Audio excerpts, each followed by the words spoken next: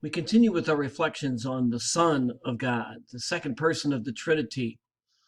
And let me read some more of the Nicene Creed. Through him all things were made. For us men and for our salvation, he came down from heaven, and by the Holy Spirit was incarnate of the Virgin Mary and became man. For our sake he was crucified under Pontius Pilate. He suffered death and was buried, and rose again on the third day in accordance with the Scriptures. He ascended into heaven and is seated at the right hand of the Father.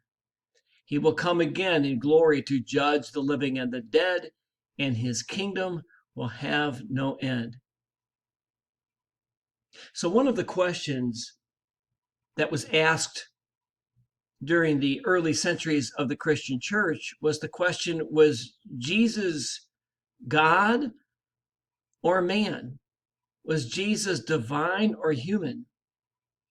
And there were some that said that Jesus could only be human because that's the way he appeared on the earth. How could God be contained within a human body?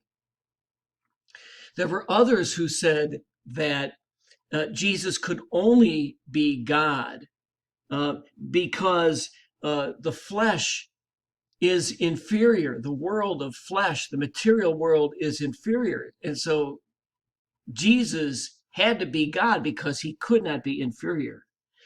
There were others who said that Jesus was born as a human being, but became God, either at the moment of his baptism, when the Father said from heaven, "This is my beloved Son in whom I am well pleased," and the Holy Spirit was also present, or that Jesus became God at the moment of his death, as the centurion affirms in the gospel.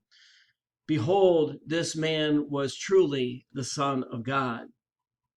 But there were others, and this is what's reflected in the Nicene Creed. There were others who believed that that Jesus was both God and human. And that's why you see that he came down from heaven, but he is incarnate of the Virgin Mary, that he was truly crucified.